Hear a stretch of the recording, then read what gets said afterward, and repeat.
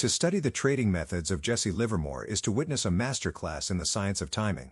His legendary success was not a product of clairvoyance or an uncanny ability to predict the future. It was the result of a rigid, disciplined, and scientifically executed methodology for committing his capital. He did not guess. He did not hope. He acted only when the market itself gave him a clear and unambiguous signal to do so.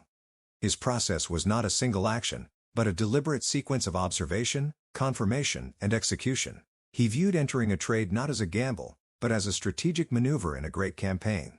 He understood that a speculator's primary duty is the preservation of his capital, and his entry method was designed, above all else, to minimize risk until the probability of success was overwhelmingly in his favor.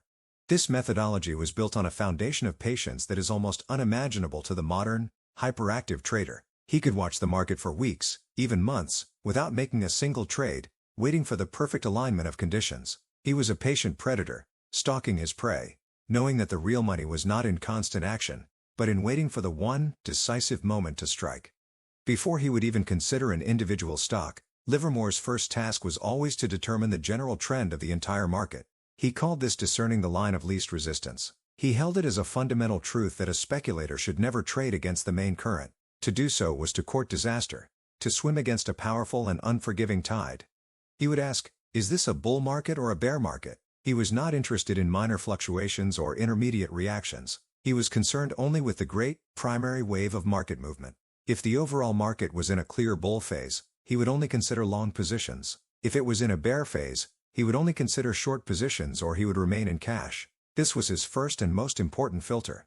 Once the general market trend was established, his focus would narrow. He would then identify the leading industrial groups of the day. He understood that money does not flow into the market evenly. It flows into specific sectors, the ones that are driving the economy and capturing the imagination of the financial world. He wanted to be where the real action was. He would study the behavior of these groups, the steels, the coppers, the railroads, the motor stocks. Which group was showing the most strength? Which group was moving first and with the most power? He knew that to trade a stock in a strong group was to have the wind at his back. To trade a stock in a weak, lagging group, even if it seemed like a bargain, was a fool's errand. After identifying the strongest group, his analysis would become even more granular. He would then hunt for the leader within that group. In every major market move, there are always a few stocks that lead the charge. They are the first to make new highs, they advance with the greatest velocity, and they exhibit the most power on high volume. These were the only stocks that interested him. The amateur is drawn to the laggards, the cheaper stocks that have not yet moved, hoping they will catch up. Livermore knew this was a fatal error. The laggards are weak for a reason. He focused exclusively on the leaders, the strongest of the strong. His maxim was to buy strength, not weakness. During this entire period of analysis, he placed not a single trade. He was a spectator, a general on a hilltop observing the battlefield below.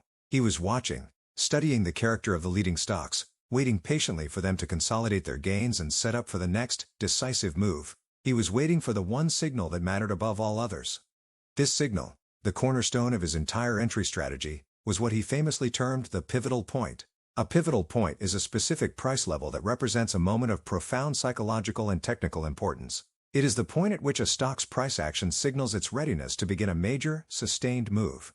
It often takes the form of a stock breaking out to a new all-time high after a period of consolidation, or breaking through a key resistance level that had previously held it back. Crucially, this breakout must occur on a dramatic increase in volume. This was the sign that the period of accumulation was over and that the large institutional forces were now ready to push the stock into new territory. Livermore saw the pivotal point not merely as a mark on a chart, but as the line of demarcation between uncertainty and clarity. Before the pivotal point, the stock is in a state of contention. After the pivotal point is successfully breached, the victory of the bulls over the bears is confirmed, and the path of least resistance becomes clearly, unequivocally, upward. He would wait for this moment with infinite patience, never attempting to anticipate it. He did not care to buy the stock a few points cheaper within its trading range. He was not interested in bargains. He was interested in minimizing risk, and the point of minimum risk was at the precise moment the stock proved its own strength by crossing its pivotal point. When that moment arrived, and a leading stock in a leading group in a bull market broke through its pivotal point on heavy volume, Livermore would finally act. But even then, he did not commit his full force. This is a critical distinction that separates the master from the amateur. He did not jump in with his entire intended line of stock. Instead, he would make his first entry as a probe. He would buy an initial, exploratory position, perhaps 20 or 25% of his total intended line. This first trade was a test. It was a question he was asking the market: I believe this is the moment. Am I correct? With this initial probe, his relationship to the stock changed. He was no longer a passive observer. He was a participant with capital at risk. This sharpened his focus immensely. But his risk was small, defined, and manageable. He had committed a single division to the battle, holding the bulk of his army in reserve. Now came the second critical test: the market's immediate response to his entry. Livermore demanded that a stock act right immediately after he bought it at a pivotal point. It had to show him a profit right away. The stock had to continue its advance, confirming the validity of the breakout. If, after breaking its pivotal point, the stock faltered, hesitated, or fell back into its old trading range, he took this as an immediate danger signal. It was a false move. The breakout lacked genuine power. The tape was telling him that his judgment was wrong. In this scenario, his response was instant and merciless. He would sell the probe position immediately. He did not hope for it to recover. He did not wait to see what would happen next. He did not give it a second chance. The stock had failed its one and only test, and he was out, often with a tiny loss or at break-even. He obeyed the verdict of the tape without argument. This immediate confirmation was the bedrock of his risk management. A profit, no matter how small at first, was the market's validation of his timing. It was the go-ahead signal from the tape itself. It told him that the line of least resistance was truly where he had judged it to be. A loss, no matter how small, was an instant invalidation, a command to retreat and preserve capital. Only after his initial probe was confirmed with a profit would he consider adding to his position. This was the famous Livermore technique of pyramiding. He would build his full line of stock not all at once, but in successive stages, as the market continued to prove him right. His second purchase, perhaps another 20% of his full line, would be made only after the first position showed a profit.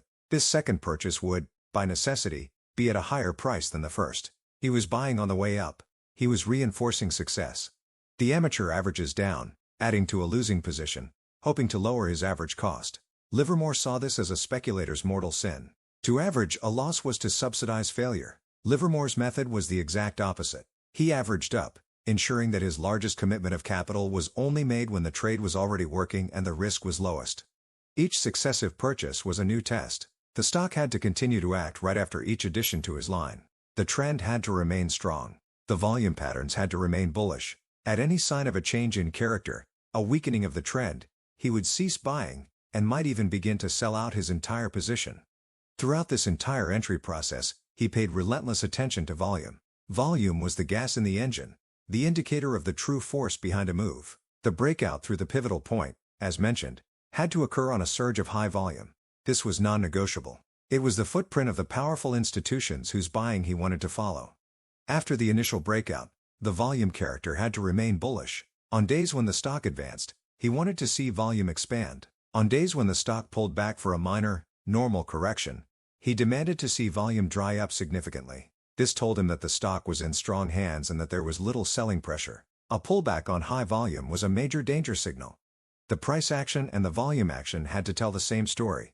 They had to be in harmony. If price made a new high but volume was diminishing, he grew suspicious. If a stock sold off on massive volume, he took it as a sign that distribution was taking place. The tape was speaking, and he was listening to every nuance of its language. This entire entry methodology, from assessing the general market to pyramiding a full line, was a process designed to achieve one primary goal: to align his actions with the path of least resistance while keeping his risk at an absolute minimum until the trend was undeniably confirmed. It was a psychological masterpiece. By waiting for the pivotal point, he forced the market to prove itself to him, removing the need for him to guess or anticipate. This eliminated the emotional strain of uncertainty. By using an initial probe, he could test his judgment with minimal risk to his capital. This eliminated the fear of taking a large, immediate loss on a false move. By pyramiding into a winning position, he ensured that the trade itself was financing his increased commitment. His confidence grew in step with his position size, because both were being consistently validated by the market's most truthful indicator: his profit. This systematic approach removed hope, greed, and fear from the equation. His entries were not based on feelings. They were not based on tips. They were not based on his own ego or opinion. They were a cold, logical, mechanical execution of a strategy built on the observable facts of the ticker tape. The timeless lesson in how Jesse Livermore entered his trades is profound. The amateur is forever chasing bargains, trying to buy at the bottom. He is obsessed with getting a low price. The master is not concerned with a low price. He is concerned with the correct price, at the correct time. The correct time is that moment of minimum risk and maximum probability, the moment when a stock declares its own intention to move. Livermore identified this as the pivotal point. He did not need to be in the stock for its entire consolidation period. He only needed to be in it for the profitable part of its journey, the trend. His method was a conversation. He would form a hypothesis, then ask the market a question with a small, initial trade. He would then listen patiently and intently for the market's answer. If the answer was yes, in the form of a profit, he would press his advantage. If the answer was no, in the form of a loss, he would retreat without argument. To understand this process is to understand the mind of a master. It is a mind free from the emotional turmoil that plagues the average speculator. It is a mind that has surrendered its ego to a higher authority, the impersonal, incorruptible truth of the ticker tape. And in that surrender, it finds its ultimate freedom and its greatest power.